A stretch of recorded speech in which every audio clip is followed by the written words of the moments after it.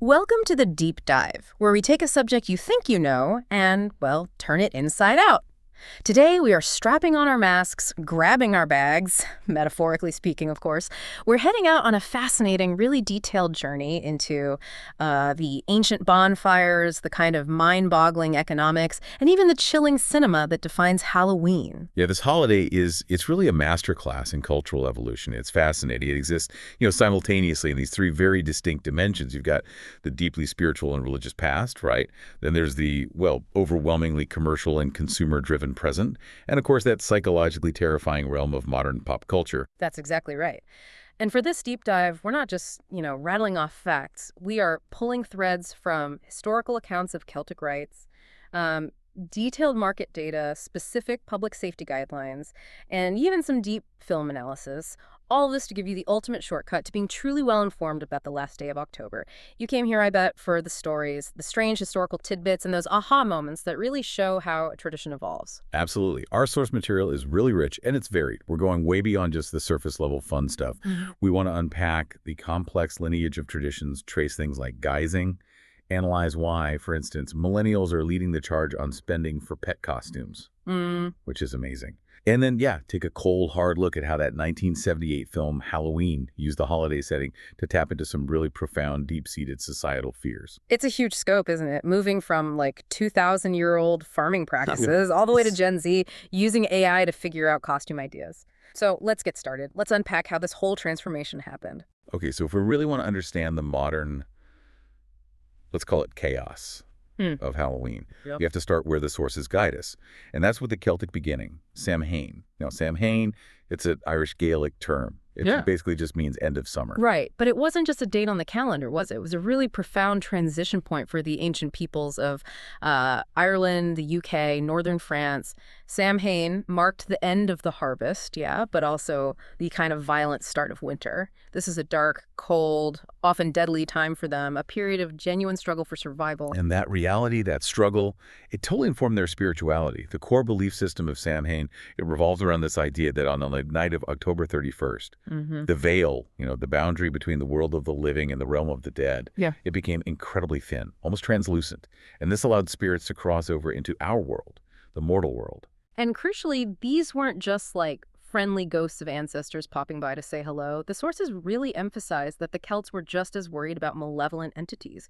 We're talking demons, fairies, other powerful, maybe harmful spirits showing up and potentially causing destruction to their crops, their community. It was serious business. So the rituals were, well, entirely pragmatic. They were focused on protection.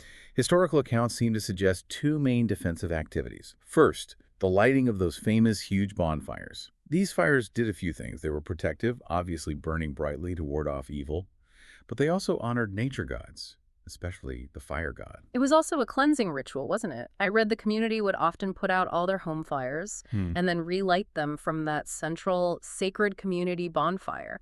So like a literal and spiritual reset for the community heading into the dark part of the year.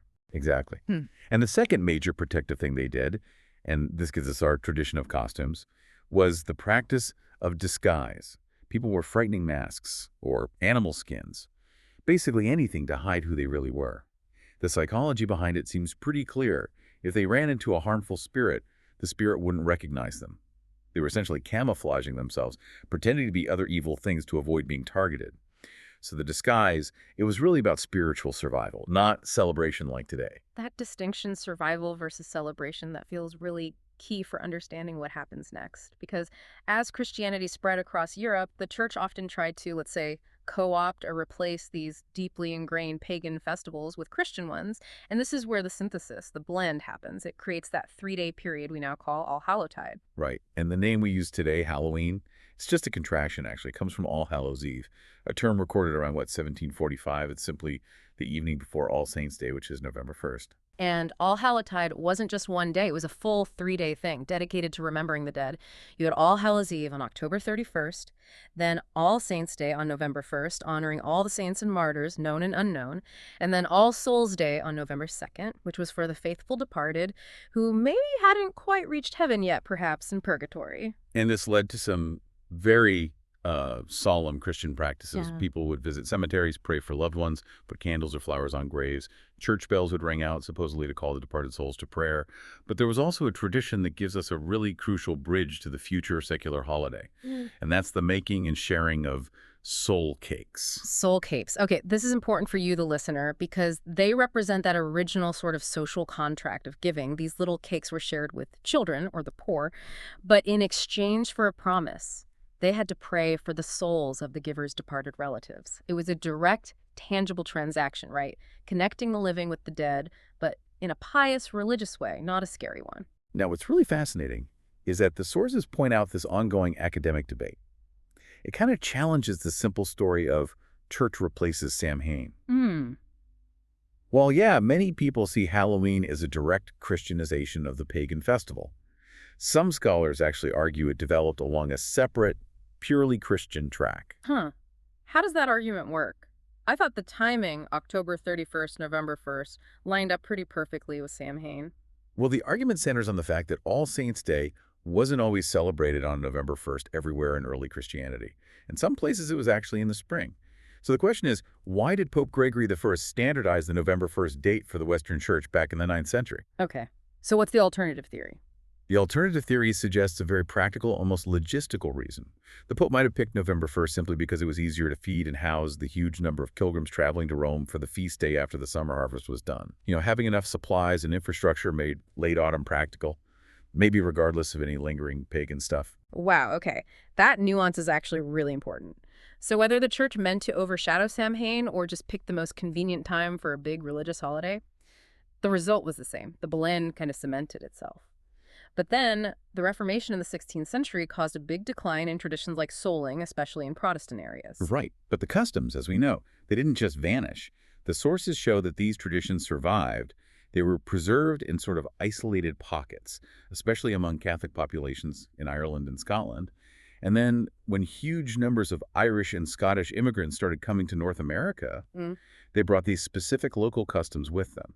And here, they were gradually secularized, commercialized, stripped of a lot of that intense religious focus, which basically set the stage for the modern, fun-focused Halloween we know. Okay, so that historical journey brings us right up to the point where those solemn rituals of the past started morphing into the core traditions we recognize today. Let's start with the big one everyone knows, the evolution of trick-or-treat. Yeah, this practice has a really direct and traceable lineage. You can see the shift in the sort of social contract between the homeowner and the person knocking on the door. We start with that medieval Christian souling tradition you mentioned, exchanging prayer for food, the soul cake. Right, and the next big step was the Scottish and Irish tradition of guising. What was the key difference there between souling and guising? Guising introduced a really key element, performance. The person in disguise, the guiser, wasn't just asking for charity or praying for souls. They were expected to perform a trick, tell a joke, sing a song, maybe recite some poetry, and then they'd get a reward, usually food, fruit, sometimes small amounts of money. We have records showing this performance tradition was going strong in Scotland as early as 1895. So the religious transaction became more of an entertainment transaction. Interesting. And that tradition came over to North America. I think Kingston, Ontario, had guising events by 1911. But the actual phrase we all know, trick or treat, that's quite new, isn't it? It is surprisingly modern. The term trick-or-treat didn't actually appear in print until 1927. It was recorded in Blackie, Alberta, Canada, which suggests that the phrase itself, that specific demand for a treat under the kind of implied threat of a prank, that was really crystallized here in North America. That's fascinating. So the specific, slightly menacing wording, give us stuff or we might soap your windows, that's actually a North American contribution, even though the custom came from Europe. What did kids shout in Ireland before they adopted the American term? Well, apparently, up until fairly recently, like the 2000s, Irish kids would often shout something like, help the Halloween party, which shows more of a community focus, right? Like helping prepare for a holiday event rather than that individual transactional demand. It was really the global spread of American movies and TV that cemented trick-or-treat everywhere else. Okay, now let's look at how modern life is changing this tradition even more. Our sources point to a pretty new thing, trunk-or-treating, or sometimes called Halloween tailgating. Oh yeah, this is a perfect example of culture adapting because of safety, convenience, and just how communities are built now. Trunk-or-treating involves people gathering in one spot, usually a big parking lot like at a church or a school. They decorate their car trunks, make them spooky or fun, and then hand out candy right there. And the reasons make sense. It tackles some big modern worries. Safety concerns about kids walking door to door at night, especially after dark, and just convenience, particularly in rural areas or sprawling suburbs where houses are really far apart. It kind of contains the fun in a controlled, usually well-lit space. Exactly. Okay, moving from asking for treats to the iconic look of the night. We have to talk about the jack-o'-lantern. The story behind it is actually much darker, much more macabre than the sort of happy pumpkins we carve today. And they definitely weren't always pumpkins, right? The sources confirm the originals in Ireland and Scotland were root vegetables, turnips, sometimes big potatoes, maybe even radishes. The switch to the big round pumpkin only happened when immigrants got to North America and found pumpkins were just way more available and, frankly, easier to carve. Totally. And the legend of Stingy Jack, the guy who supposedly gives the lantern its name, it's a fantastic kind of cautionary tale. Hmm. Jack was apparently a terrible character, drunk, miserly, just too stingy even for heaven. He somehow managed to trick the devil, or maybe an imp, depending on the story, several times, stopping the devil from taking his soul. But his punishment was eternal wandering. That's it. He couldn't get into heaven because of his sins, obviously. But the devil, kind of annoyed at being tricked, wouldn't let him into hell either. So Jack was condemned to just roam the dark earth forever, and to light his way, he used a single burning ember, which he put inside a hollowed-out turnip or radish. Wow, so that original carving was really meant to be quite grim. Yeah, this story reinforces that original protective idea behind the carving, the modern practice of carving scary faces. Maybe it was meant to frighten away other wandering, evil spirits, like the one Jack represented. Or conversely, some historians think maybe the light was meant to guide the good spirits, the deceased loved ones, across that thin veil back to the family home.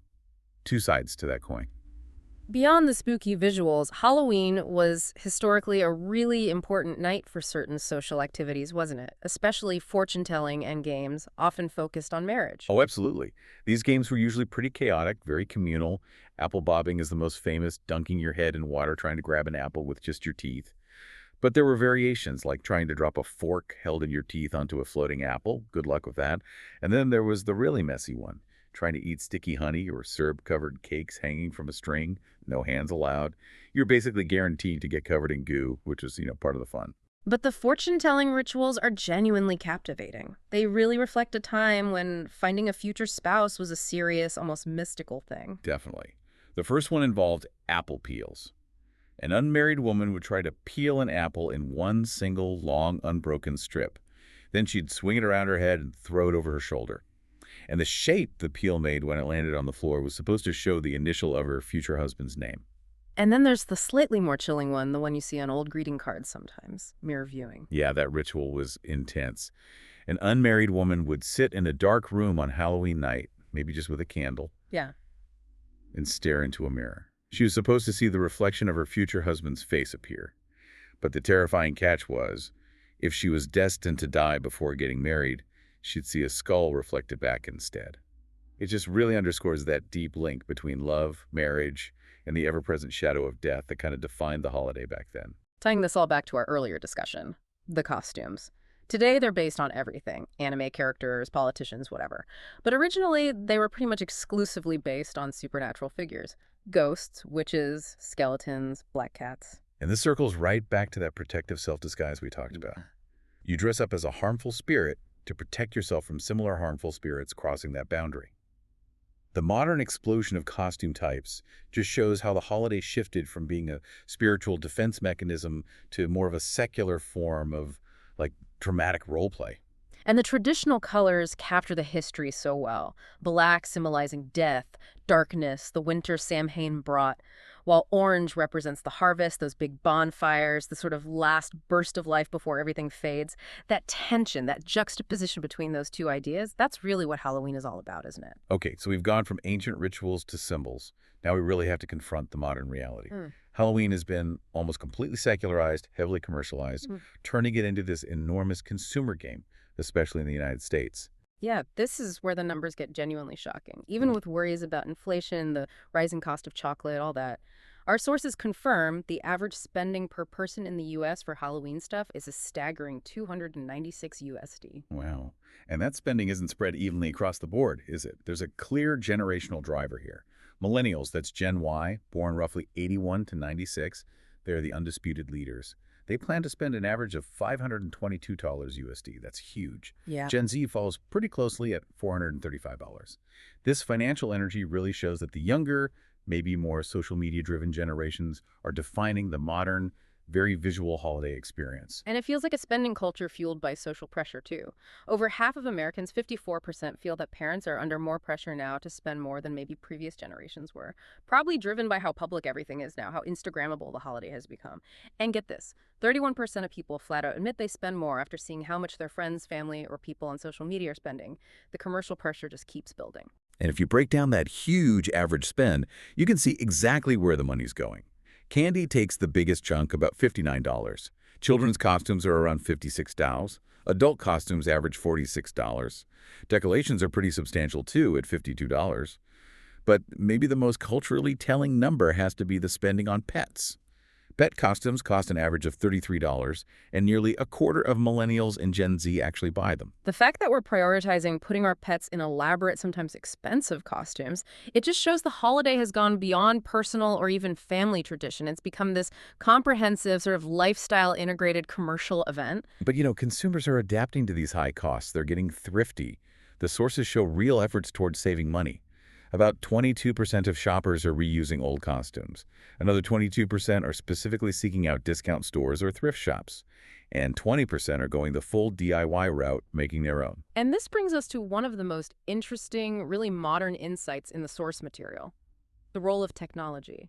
We're seeing a shift in how costume ideas even get generated. A quarter, 25% of millennials and Gen Z plan to use artificial intelligence tools to find deals or even generate unique costume concepts. That's a huge shift in the creative process, isn't it? Historically, costumes came from cultural archetypes, maybe your own imagination. Now, AI can analyze trends, budgets, what's available, and suggest optimal costumes, maybe ones that are highly viral or cost-efficient. The question this raises is, does using AI fundamentally change the creative nature of the holiday? Does it start to prioritize cost saving and trend following over maybe more organic tradition or spontaneous creativity? It kind of pulls the creative process right into that commercial optimization sphere. Okay, moving from the economics to public health, the source material includes guidelines from the Oregon Health Authority, the OA, and it provides a really solid case study in how we manage risk now for a traditional holiday. Right. The OSHA basically views trick-or-treating as low risk if you do some comprehensive planning. Their guidelines stress things like small groups, keeping distance that familiar 6 feet from people not in your household, and practicing really rigorous hygiene, like hand washing. There's a fascinating tension in their advice about masks, though. They advise wearing a proper COVID-safe mask if you're in a crowd, but they specifically warn against trying to wear a COVID-safe mask underneath a traditional Halloween costume mask. Yeah, that's a really key safety distinction. Those traditional plastic or rubber masks, they often restrict breathing anyway. Adding a medical or cloth mask underneath can severely restrict airflow, creating a genuinely unsafe situation. Plus, the OSHA points out, those traditional costume masks offer zero viral protection. They only serve that historical purpose of disguise. So the safety advice really highlights the conflict between the modern need for germ control and the historical custom of just hiding your face. And the advice for handling candy is critical, too. Kids need to avoid touching their faces until they've washed or sanitized their hands really well after collecting candy, especially if they've reached into a communal bowl. And always toss any candy with torn or iffy-looking wrappers. A really lovely modern tradition the OGA encourages is the Teal Pumpkin Project. Have you heard of this? Placing a teal-painted pumpkin on your porch signals that you're offering non-candy treats. Things like stickers, small toys, pencils, stuff like that. This makes the tradition safe and inclusive for the roughly 1 in 13 kids who have food allergies, making sure they can still join in the fun. That's great. And safety also extends to just being seen, right?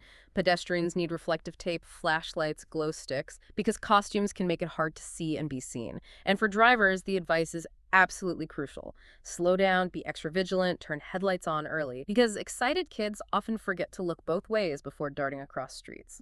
Okay, finally, let's broaden the view and look at the global footprint. The difference between Halloween in the West and how it's been adopted in Asia is really profound. It perfectly illustrates how deep tradition impacts cultural meaning. Yeah, in the West, Halloween still holds onto its deep cultural and historical roots, right? Focusing on horror, mystery, family traditions like carving, parties. It's kind of a structured annual way to deal with anxiety about death. But in Asia, generally speaking, Halloween lacks that thousand-year deep religious or traditional foundation. It's been adopted almost entirely as secular entertainment, mainly in big cities and places with lots of international influence. And the style difference is really striking. In places like Japan and South Korea, the trend heavily favors costumes that are cute or funny or inspired by pop culture, movies, anime, rather than the purely scary stuff that's often central to the Western tradition. Decorations tend to be lighter, too. And the focus of the celebration shifts completely. Japan and South Korea put a huge emphasis on massive public costume events and parties in shopping districts, clubs, often with very little focus on traditional door-to-door trick-or-treating or any real family or religious meaning. In places like China and Vietnam, the holidays mostly contained big cities and maybe schools, serving mainly as a social excuse for young people to tap into global pop culture trends. Basically, when you take away the history, you kind of take away the horror. You're left with pure entertainment and, well, commerce. Okay, we've journeyed from ancient rites of facing death through its evolution into this commercial giant. Now we turn the corner and confront our darkest fears, reflected in modern cinema. John Carpenter's Halloween from 1978. It's a landmark film, not just a horror movie, but really a psychological text. It uses the holiday setting to expose some really deep societal anxieties. It really is a foundational piece of slasher cinema, and it's deeply rooted in themes we've already touched on, like the loss of innocence and the intrusion of chaos into a world that's supposed to be predictable. The film kicks off in Haddonfield, Illinois, back in 1963. You see 6-year-old Michael Myers brutally murder his older sister and her boyfriend. That opening sequence, it's just a masterclass in manipulating the audience and voyeurism. The camera uses that low-angle point-of-view shot, right? It basically forces you, the viewer, into the killer's shoes. It's very unsettling. And by hiding the killer's face and height, you don't immediately realize the killer is just a little kid. And what's the killer wearing? A clown costume. The act of murder committed by a child, wearing a symbol of innocence and joy. It's inherently profoundly disturbing. The analysis suggests this symbolizes a deep break in a child's psychological development, maybe driven by what some sources call a misunderstood sexual rage, or maybe a traumatic response to seeing teenage sexuality he couldn't process. This plays right into a major societal fear that burgeoning sexuality in teens is somehow corrosive, that it can corrupt the innocent mind. And the reveal is just as psychological, isn't it? When Michael's parents rip off the mask, he's just this small kid staring blankly. And while that signals his shift into a psychotic killer, that subsequent high-angle shot makes him look small and harmless again. It's almost like the film is asking you, is there any humanity left? Or is that smallness just another disguise for this huge evil inside? The film's setting is also a very deliberate critique of society. Carpenter uses that classic slasher trope, placing extreme, unbelievable horror in a small, peaceful, quiet American town, Haddonfield. You know, the kind of town where nothing ever happens. And that choice isn't accidental, right? It exploits society's deep down refusal to believe that real evil can exist in those kinds of moral, predictable, quiet suburban places. The violence feels so much more shocking because the location is supposed to be the ultimate safe space. Exactly. And the dilapidated Myers house, left abandoned for 15 years after that first murder. It serves as this powerful symbol of the community's repressed fear, its hidden history. It literally threatens the moral foundation of Haddonfield. Some film analysis suggests the victims, the teenagers later on, are essentially paying the price, morally and physically, for the hidden evil their parents' generation chose to ignore or sweep under the rug. And Dr. Loomis, Michael's psychiatrist, he gives the audience this crucial way to understand Michael's nature. Loomis completely rejects the idea that Michael is just a psychologically damaged person needing treatment. Yeah, Loomis sees Michael as something beyond human. He describes him not as a patient, but as the embodiment of pure, unadulterated evil. And when Michael puts on that iconic white mask again before his adult killing spree, it just reinforces this idea. This evil is nonspecific, it's emotionless, it's invisible, it could be anyone, hiding right there in the quiet American neighborhood. The mask turns him into this abstract force of death. And finally, the film's huge legacy isn't just about the story, but about its technique. It prioritized a very specific kind of cinematic terror. Carpenter was heavily influenced by Alfred Hitchcock's Psycho. Right. And that influence meant prioritizing suspense and atmosphere over just showing lots of gore, which kind of defined the genre later. Carpenter's film relies on building this palpable dread, making the audience hyper-aware of the threat, even when the characters on screen have no idea. This style is a direct contrast to later slasher movies like, say, the Friday the 13th series, which really focused on making the violence graphic and explicit. And this style also connects strongly to a specific European genre that came before slashers, Italian giallo films. What exactly is giallo? How did that influence Carpenter? Okay, so giallo refers to this specific type of Italian horror thriller that popped up in the 60s and 70s. The name literally means yellow in Italian, which refers to the lurid yellow covers of the pulp novels the genre often adapted. Giallo films prioritized high style, atmospheric settings, really intricate camera work, dramatic lighting. And crucially, usually a mysterious, often black-gloved killer stalking victims in stylish or isolated places. Ah, okay. So Giallo gave Carpenter the idea to focus on the style and the suspense, that slow build-up, the voyeuristic camera, the focus on the masked stalker, Mm, rather than just the bloody result. exactly. It helped make Michael Myers feel almost mythological, this supernatural force of dread, not just some guy with a knife. Hashtag outro. Wow. We've covered a massive amount of ground, diving deep into the long history of October 31st. We started with ancient Celtic farmers lighting those protective bonfires, moved through medieval Christian soul cakes, even the logistical debates within the Vatican. Then we followed those traditions across the Atlantic, saw them morph into this commercial giant, now tracked by AI shopping habits. And finally, we analyzed how cinematic horror used the holiday to tap into our deepest fears about corrupted innocence and that myth of the safe, quiet American town. Yeah, Halloween, when you look at it all together, it's really a reflection of humanity's constant, enduring need to confront death, chaos, the great unknown. Whether we face that fear through ancient ritual or lighthearted humor or the demands of modern shopping, or even by analyzing the psychology of an emotionless movie killer. The holiday provides this uniquely structured cultural space for both, reflection and some cathartic fun. And what does this all mean for the future of the holiday? We've seen that Halloween thrives on this core tension, right? The desire for spooky, thrilling, sometimes dangerous stories and experiences, versus the intense modern need for safety, predictability, efficiency, reinforced by health guidelines and things like trunk or treating.